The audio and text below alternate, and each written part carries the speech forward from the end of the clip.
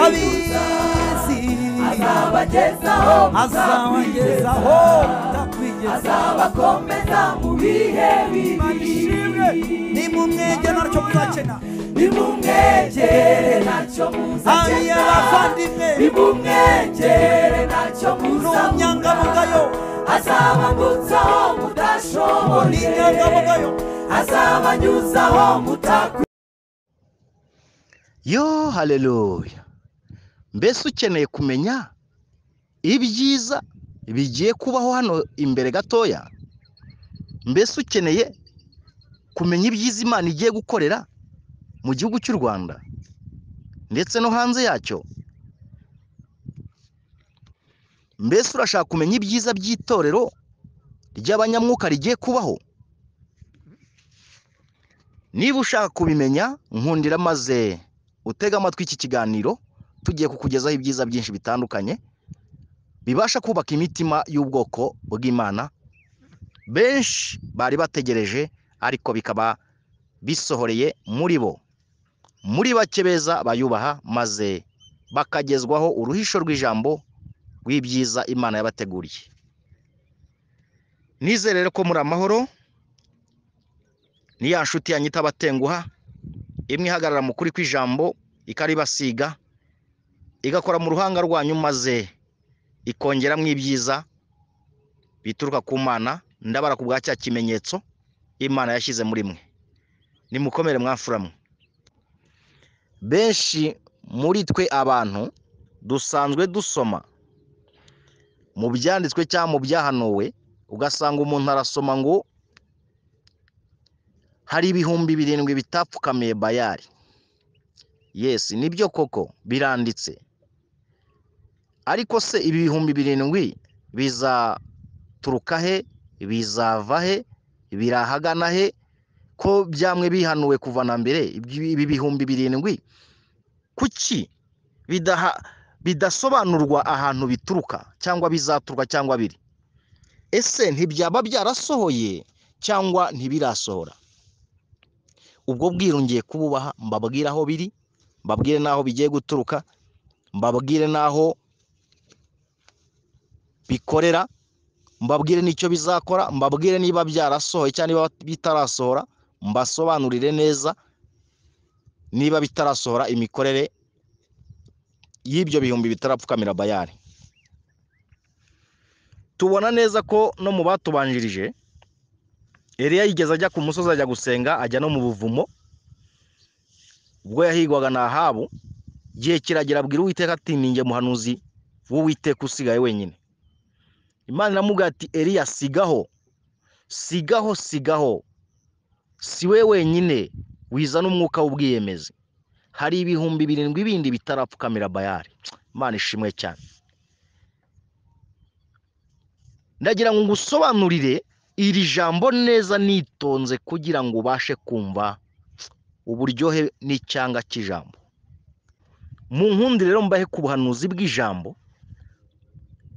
Aha turabasobanurira bimwe, tunabahe no ku buhanuzi Imana yagiye impishurira bw'ibintu bitandukanye kandi bigiye kubaho mu buryo Imana yanzuye. Reka duhere ku cyambere ngiye kubasobanurira, kiri mu buhanuzi buturutse ku Mana. Narabivuze n'ubu ndacyabisubiramo, mu gihe dushoboje ikatubwira ngo ongera urangurure ubwire ubwoko bwanyu, ubusobanurire kandi uvuze impanda ya nyuma. Uyumva yumve, utayumva yiziba amatwi, uwo niwe uzaba yirimbuye. Nkatwe rero tuba turi amatiyo yayo icishamo amazi yayo mu buryo ishatse. Buri itiyo iyo rifunguye amazi nyine agomba kumeneka cyangwa se ukayashyira mu kintu. Twe rero turi amatiyo y'Uwiteka mu gihe dufunguye cyangwa se ifunguye. Niba ufite ikivomesho kizima, ubwo nyine utege maze ayo mazi yavome. Ariko niba uzi ko atari kizima, wiyeranje ugenda utire cyangwa se ugenda ukigure maze utega ayo mazi. Ariko reka mbibiri ibanga, mutaza kwirwa mukora ku dufaranga twanyu ngo mugiye kugura ibikoresho. Ibivomesho murabyifitiye, ahubwo ikibazo ni uko bamwe babitobaguye bakabitobagura ugasanga ntaho kubika amazi hahari. Ushobora kumbaza ngo tubifite duti, waba unyumva uko waba uri kose, ndagira ngo usobanure uburyo ki icyo kivomesho ugifite, ahubwo Imana yakikuremanya ariko benshi ntibagisobanukirwa. Icyo kivomesho mba mbabwiye ni umutima wawe ufite wowe unyumva. Uwo mutima nicyo kivomesho. Yabivuze muri Yeremiya ibice 2 umurongo wa 9 kugeza 13. Ahavuga amagambo akomeye, aravuga ngo abantu banjye bakoze ibyaha 2 gusa. Aravuga ngo bimuye Imana bimika ikitari Imana. Kwimura Imana nyamana wari ufite muri wowe, icyo ni kimwe. Kwimika ikitari Imana ni icyaha cya kabiri kiba gikozwe. Ngo ni ibitega bitobotse bitabasha kubika amazi.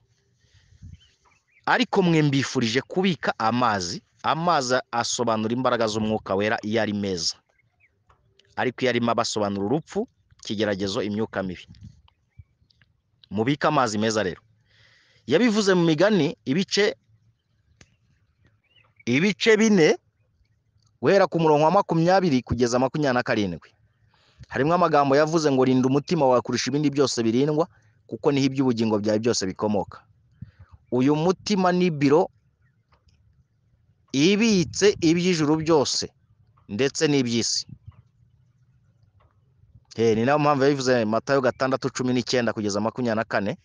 Aravuga ngo hagaragaza konte tugomba kubitsaho. Aravuga ngo mwibikirize ubutunzi bwanyu mu ijuru, aho ingesi n'inyenzi bitageraho umujura adacuranga bwibi. Ngo kuko aho ubutunzi bwanyu buri ni naho imitima yanyu izagira gute, izaba.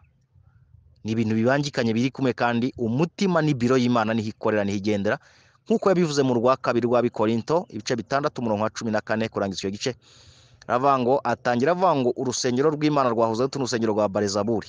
Hepfo aravuga ngo nzagendera muri mwe, nkorere muri mwe, nzaba Imana yanyu, muzamira ahungu n'abakobwa nanyu mbabere so. Uzanasome no mu Efeso ibice 2 umurongo wa 11 urangiza icyo gice cyose, uzasanga uburyo ki inzu y'Imana ikura igakuranwa namwe, kandi akaba ari mwe inzu y'Imana yo kubabwamo, ikwiriye kubabwamo. Ni henshi twavuga, ariko reka twikomereze. Bavandimwe, iki kivomesho rero urinde umutima wawe, kandi umutima wawe niba uzi ko waruhumanye, ihane waturuce bugufi, maze ubike ubwo bubiko bw'ayo mazi ngiye kuguha, arizo mbaraga z'umwuka wera, ari bwo buhanuzi ngiye kuguha, ariyo mabanga y'Imana ngiye kuguha, kugira ngo umenye uburyo ki ugomba kuba ufite ahantu ugomba kuyashyira. Kuko ntago umucyo n'umwijima bijya bibana. Niba ngiye kuguha ibi byiza, ugomba kuba ufite ahantu bibika, kandi ukabibika mu mutima wawe. Ntago aya mabanga ajya ajyanwa muri banki. Ntago aya mabanga ngiye kuguha cyangwa ubuhanuzi bujya bushyirwa mu kigega utunzi wawe cyangwa se ibikoresho ufite mu rugo iwawe. Ntago aya mabanga ashyirwa mu nzu. Ntago aya mabanga wayashyira mu ivarisi cyangwa mu ibage. No. Ahubwo uyashyira mu mutima wawe, akaba ari bwo bubiko buzima ugomba kubikamo, aricyo kivomesho ugomba kubikamo imbaraga z'umwuka wera, ariyo mazi mvuga asobanura imbaraga z'umwuka wera ugomba kuba ufite muri wowe. Ndizera ko icyo ngisobanuye kibaye kigira uruhande rumwe mu nkundire, maze rero ntangire mbasobanurire buri kimwe mu byo data yampaye, ibindi umwami aduhana umugisha. Reka duhere kuri aba bantu bose mubona bari kugenda basaba indamu, abandi babeshyeshya ijambo ry'Imana, bitwaza ijambo ariko batera nkaryo, abandi mukabona bari gukora ibizira. Ntimwirirwe mubibazaho cyane, ntimubitindeho, ntibibakerereze, ntimufate igihe kinini cyo kubyibazaho. Ibi bigomba gusohora, kuko yabivuze hariya mu rwa 2 rw'Abatesalonike ibice 2 umurongo wa 1 kurangiza icyo gice, ndumva ari kugeza 12. Yaravuze ngo guhishurwa k'Uwiteka kuzabanzirwa n'umugome, abanze yicare ku ntebe yiyita Imana, yicare mu rusengero, yishyire hejuru icyitwa igisenga Imana cyose.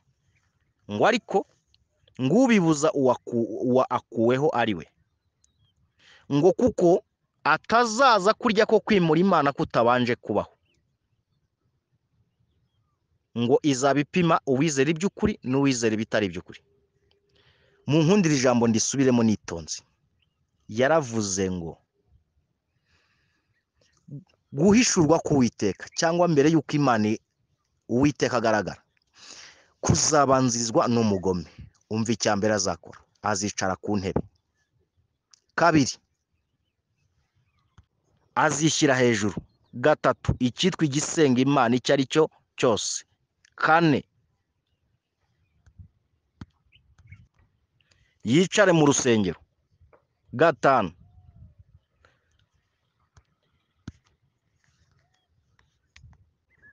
yiyita Imana. Ngo aho ngaho namara kwiyita Imana, niho rero Imana hepfo yashimangiye ngo ubibuza, umuntu uzabuza ko ibyo bibaho, we hubwo Imana izahindukira bari wimuhane, kuko ni itegeko kugira ngo bisohore.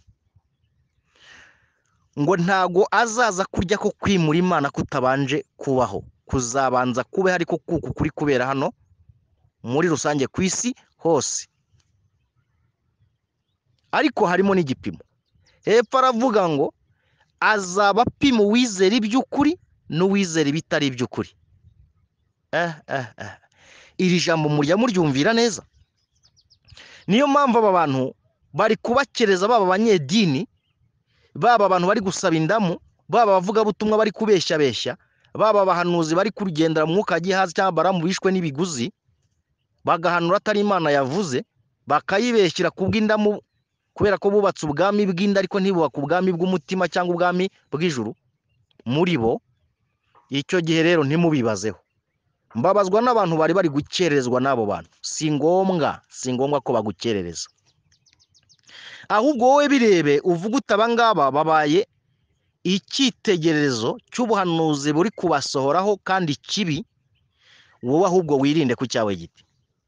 Ucunga izamu ryawe. Wirinde kandi unanacunga izamu ryawe. Aho niho hantu uri buze kuba uri mu murongo muzima, utagombeye gufata igihe cyo kwirirwa ujya gukerezwa nk'aba bandi. Bavandimwe, aho mbagira inama. Niyo mpamvu rero aba bantu bose impamvu babanje kubaho ni ukugira ngo ibyahanuwe bisohore, kuko ntago bizasohorera ku biti n'amabuye, nitwa abantu bigomba gusohoreraho. Ahubwo wowe wirinde ku bwawe, ku byo uva, ku byo ukora no ku ngeso zawe, witandukanye n'ababikora maze ugendere mu murongo muzima Imana ishaka. Narababwiye ngo musohoke mu madini kuko umwuka w'Imana wasohotse, abantu ntibabyumva. Murebe ibintu biri kuyemo cyangwa byabereyemo n'ubu bikiberamo, nagashya kadasanzwe kandi kibibi. Singiye kubirondora, reka twikomereze.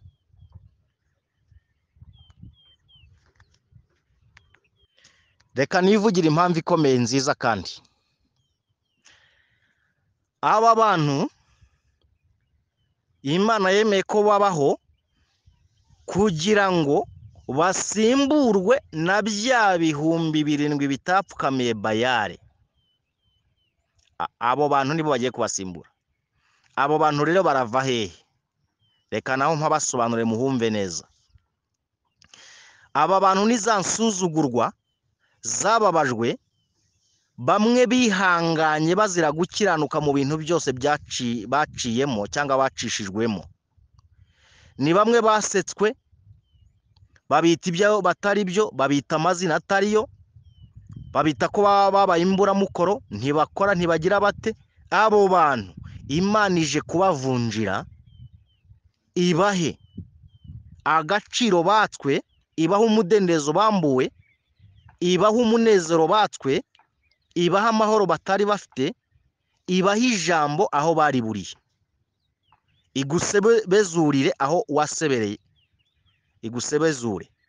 Ibyo ni ijambo ryumvikana. Mu byo bagusebejemo byose uzira gukiranuka, ukaribwa n'inzara uzira gukiranuka, ukababazwa ugatotezwa uzira gukiranuka, aho ngaho nushaka urya ideni Imana izishyura, igiye kugukorera agashya k'ibyiza ku buryo benshi bazatangara. Abo bantu rero nibo bazava muri bya bihumbi 7 bitapfukamiye Bayali Imana yamwivuga kuva na mbere, nibo bagiye kuba mu itorero ry'abanyamwuka wera, nibo bazanariyobora. Ubuhanuzi mu bwumve neza cyane. Nibo bazanariyobora hatagombe ko biza amashuri yo mu buryo bwo mu mubiri, ahubwo aho abo nibo uzasanga bagiye guhabwa ijambo aho bari buri. Abo bazaba bafite ubwenge mvajuru buruta ubumenyi bw'isi abantu bitwazaga, kuko hagiye gukora icyo bita ubwenge mvajuru. Imana yambwiye ko ubumenyi bw'isi burangiye, ahubwo hagiye gukora ubwenge mvajuru. Suko ihanaguyeho ubumenyi burundu, nabwo buzakora, nabwo buzagira agaciro, ariko bubaye bugize gute? Bushyizwe hasi ho gato, ahubwo ubwenge mvajuru nibwo bugiye kuyobora isi yose. Waba ukomeye waba woroheje, mu ngeri zose urimo, nuzaba ufite umwuka w'ubwenge mvajuru buturuka ku Mana, umenye uko waba uri kose ntabwo izareba aho uturuka cyangwa aho uvuka cyangwa aho uri cyangwa uko umeze n'ubwoko ufite n'uko uri. No, ahubwo izita ku muntu ufite umutima uciye bugufi, uhindishwa umushyitsi n'ijambo ryayo. Reka mbahe imirongo neza uwo muntu uko ameze n'uburyo ki ubumenyi bw'isi butandukanye n'ubwenge mvajuru. Uzahere hara muri Yakobo igice cya mbere umurongo wa 16 kugeza 18. Haranditse ngo gutanga kose kwiza ni impano ituruka ku Mana, igaturuka kuri se w'imico. Iya kabiri uzasome muri Yobu igice cya 28 umurongo wa 20 umurongo wa mbere urangiza iyo gice cyose.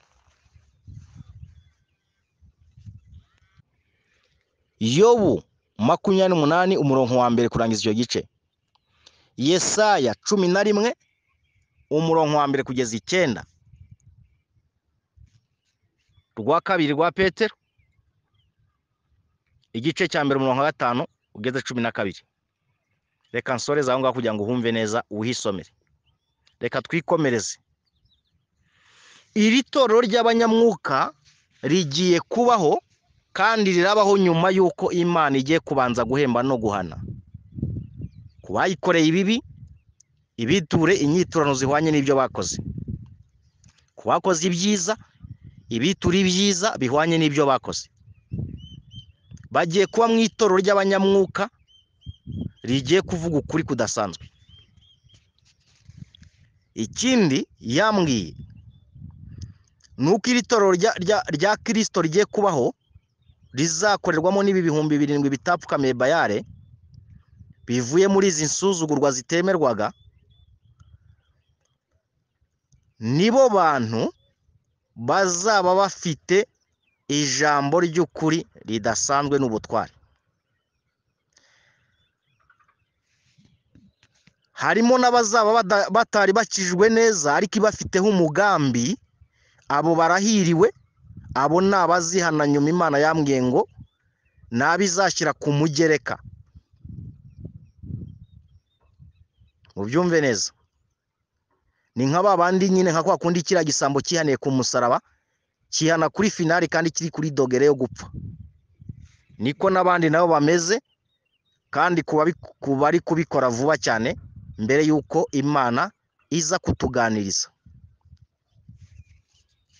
Ikindi kizabaho, hazabaho ububyutse budasanzwe nyuma yuko Imana imara kuganiriza ubwoko bwayo yaremye.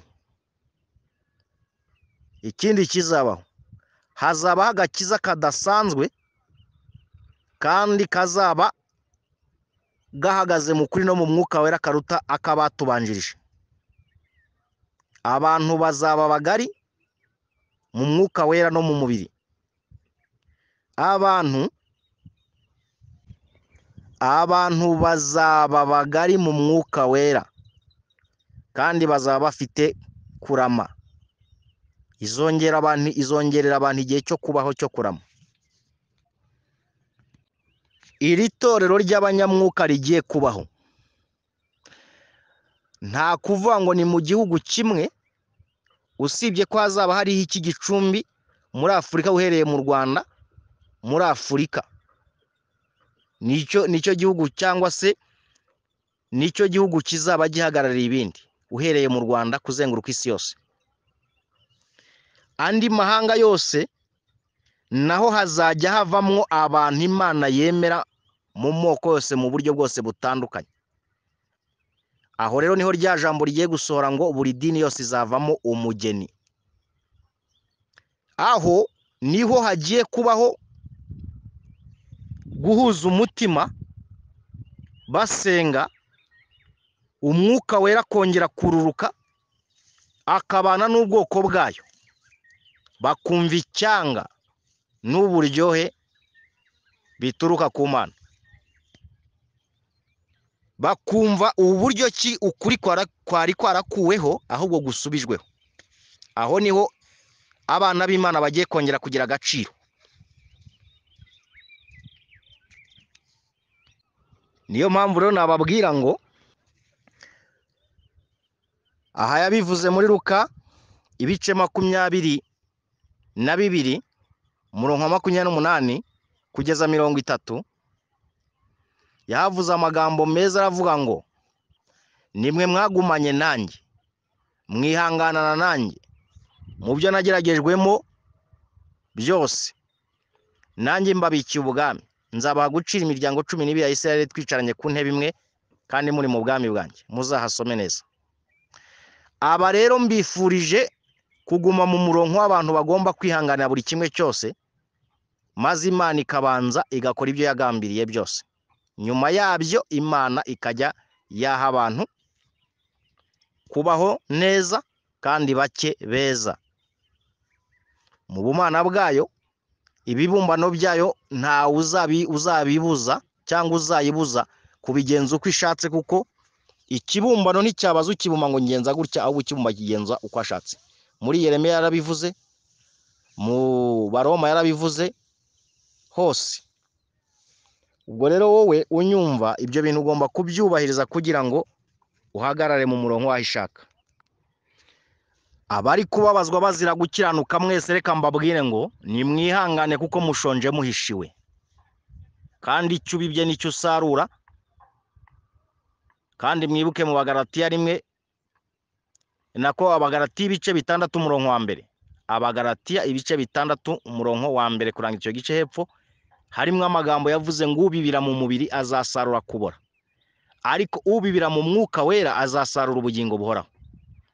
Abiva Matayo 4:4, abanga umuntu atungwa n'umutsima gusa, ahubwo atungwa n'amagambo ava mu kanwa k'Imana cyangwa se k'umwana wayo. Icyo kirumvikanye neza. Uyu mutsima yavugaga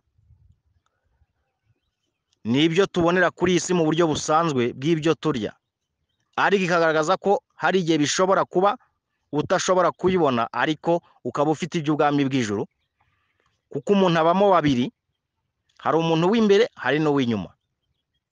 Niyo mpamvu Pawulo nawe yabivuze arabishimangira avuga ngo naho umuntu wacu w'inyuma yasaza, ariko w'imbere ahora ari mushyashya. Bivuze ngo ibi byo kurya byo mu mubiri bisanzwe ni ibitunga umuntu w'inyuma, ariko ibyo mu buryo bw'umwuka wera, ya jambo ry'ubutware cyangwa se umwuka wera cyangwa iby'ubwami bw'ijuru, bitunga umuntu w'imbere. Aba bantu bombi rero mubarinde, ariko uw'inyuma naho yakangirika mureke uw'imbere ahora ari mushyashya. Ndabibifurije kandi namwe mubigiremo uruhare. Imana ishimwe cyane ko mubyumvishe. Nyuma y'uko Imana imara kuganiriza abantu ikabikora mu buryo bwayishaka, niho ibintu byose bizongera kujya mu buryo, kandi bijye mu buryo bw'uko Imana izabihaye abantu bwisanzure bwo kugira ngo bongere bumve ku cyanga cy'ibyiza bituruka ahera mu bikari by'iwacu, ahera hasumba ahandi. Yaba ari imikorere yo mu buryo bwo mu mubiri, yaba ari imikorere yo mu buryo bwo mu mwuka wera, ibyo byose niho bizongera kugira agaciro nyuma y'uko Imana ivanguye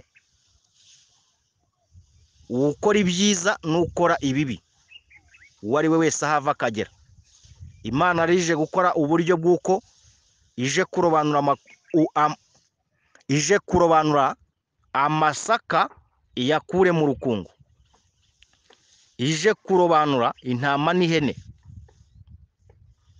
mu buryo bw'uko ije gutandukanya uwavugaga ukuri cyangwa uwavugaga ikinyoma, uwubatse ubwami bw'inda cyangwa uwubatse ubwami bw'umutima, akarinda biro y'Imana ari wo mutima we, nk'uko yabivuze hariya mu Migani ibice 4:20 kugeza 27, uzahasangamo amagambo avuga ngo rinda umutima wawe kurusha ibindi byose birindwa, kuko niho iby'ubugingo byawe byose bikomoka. Umutima wawe nuwurinda uzaba ufite iby'isi yose ndetse n'iby'ubwami bw'ijuru. Arongera bivuga neza, arabishimangira. Imigani 3:1 kugeza 12, byambare mu izosi ubyandike ku nkingi y'umutima wawe, nibwo uzagira ubwenge nyakuri imbere y'amaso y'abantu ndetse n'Imana. Imivure yawe igasendera imitobe, uzahasoma byinshi. Imigani n'ubundi niho tukiri, ibice 6 umurongo 21 kugeza 24. Uzumva uburyo ki uzagenda bikakurinda ukanguka bikakubwiriza n'ibindi byinshi izakubwira mwaho ngaho. Mbifurije kurinda umutima wanyu kugira ngo mwambuke neza mugere muri gakondo Imana ishaka y'ibyiza. Kandi mbere y'uko mugera mu bwami bw'ijuru, hari irindi juru rito mugomba kunyuramo ry'ibyiza mugomba guhabwa. Kuri bake beza, ariko si rusange, si bose, ahubwo harimo bake Imana izirobanurira. Ntago ari bose, si rusange, ahubwo uwishatse, kuko twese turi ibibumbano by'Imana. Ko wakigira kose Imana yavuze ngo igukuye ku isi yayo, ntago wava ngo oya ntago ngenda. Yanavuze ngo baho, abaguhiga ntacyo bagutwara, kuko baho yayo ibeshaho umuntu, genda yayo ikamukuraho. Imana rero ikora uko ishatse mu gihe cyayo, kuko icyo yagoretse nta wakigorora, n'icyo yagoroye nta wakigoreka. Uzashaka kubyemera neza azakurikirana inkuru za Herode uko byagenze, uburyo yakubiswe urushyi akagwinyo. Uzabaze Nebukadinezari uburyo byagenze yikubise mu gatuza ngo niwe mwamukomeye, uburyo yamutegetse kujya mu ishyamba amara imyaka 7 avayo inzara zarashokomboye. Ushaka kubimenya neza azabaze Uza yihaye kuramira isanduku Imana. Irasanduku yasobanuraga isezerano ry'ubumana rizima, ariko ni nkaho yarimo bwira ati we ntago Imana iramirwa, ntago isa.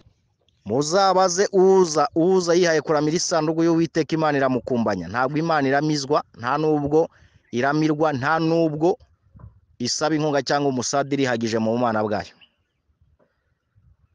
Umuntu rero wumva ko ari igitangaza, ntabwo Imana yaba igitangaza nk'uko itangaje ngo n'umuntu abigitangaza. Keretse Imana yashatse kumugira icyo yenda kumugira cyo, ariko we ntiyakigira icyo ashaka kwaba cyo Imana itabishaka. Imana ishimwe cyane, duhe kumva no kumvira kandi kugendera mu murongo wayo ni byiza, kuko bituma umuntu aramira mu kuboko kwayo. Muzabaze Yobu uburyo Imana yamujanjaguye, kandi nta cyaha azira, ahubwo iri kumuterenega kugira ngo imugeze ku byo ishaka kumugezaho. Ubwo ndabara ahangaha ku bantu bose bagiraga ikibazo ngo kuki Imana itubabaza. Uzasome no mu rwa 2 rw'Abatesalonike igice cya 1 umurongo wa 3 ugeze 12. Uzumva impamvu icyo tubabarizwa ko ari cyo gitunganira Imana, kugira ngo Imana igaragaze ko idacu rwa kibera, kuko ubwami bw'ijuru dushaka nibwo tugomba kubabarizwa. Yesaya 30:18 kurangiza icyo gice. Impamvu tugaburira ibyo kurya by'amakuba n'amazi y'agahema ni ukugira ngo itwigishe. Ni byinshi twavuga. Usomye no mu rwa mbere rwa Petero ibice 4 umurongo wa 1 kugeza 19, uzumva nk'amagambo uburyo ki uko Yesu Kristo yababajwe mu mubiri, niko natwe tugomba kwambara umutima nk'uwe nk'intwaro, kuko iyo umuntu amaze kubabarizwa mu mubiri amaze gupfa ku cyaha. Wa mbere rwa Petero n'ubundi ibice 2 umurongo wa 18, mbese niba mukubitwa ibipfunsi muzira icyaha muzashimwa iki? Ariko niba mwihanganiye bagerageza bibabaza, ibyo nibyo nshima shaka kandi bitungana Imana rwose. mu nkunde aho ngaho tuhacumbikisha aho ngaho twikomerezaho gatoya twegera n'umusozo. Igihugu cy'u Rwanda nicyo kigiye kongera kuboneka mu itorero ry'abanyamwuka, niho igicumbi kiraba kiri naho intebe y'Imana iri, ni naho hantu hagiye kuba ubuhungiro bw'andi mahanga yose, ni naho hantu hagiye kubaho ishingiro ry'ubuzima bw'umwuka wera. Mana ishimwe cyane. Wabishidikanya utabishidikanya, ibyo ngibyo uzaba akiriho, uzaba afite kurama, azabirebesha amaso yiwe. Nimugubwe neza, ndabakunda. Imana ibarinde. Bye bye.